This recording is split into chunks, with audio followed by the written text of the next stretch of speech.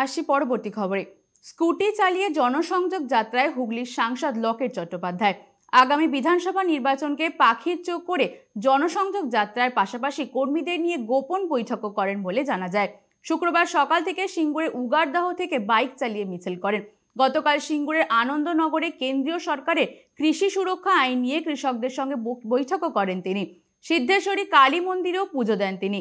লকেট চট্টোপাধ্যায় বলেন, সিঙ্গুর থেকে পদ্ম ফুল ফোটা শুরু হোক। পাশাপাশি শুভেন্দু প্রসঙ্গেও বলেন, তৃণমূলে গোষ্ঠী কোন্দলে সকলকেই পদ ছাড়ছেন।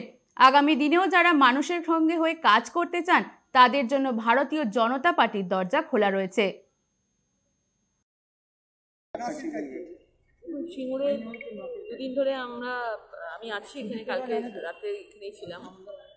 আর সিঙ্গুরের মানুষের সাথে জনসম্পর্ক, মানুষের মনের কথা, চাষিদের মনের কথা জানতে এখানে এসেছি। এবং সিঙ্গুরের মানুষ মোদিজির সাথে আছে এবং সিঙ্গুর থেকেই পদ্ম ফোটা শুরু হবে বাংলায়। কালকে চেয়ারম্যান পদ থেকে শুভেন্দু অধিকারী মানে ইস্তফা দিয়েছে হুগলি রিভার ব্রিজ এইচআরবিসি থেকে, কি বলবেন?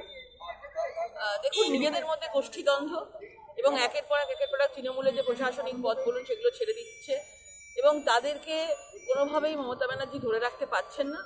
এবং আগামী দিনে আমরা যারা সত্যিকারের মানুষের জন্য কাজ করতে চান তাদের জন্য ভারতীয় জনতা পার্টির দরজা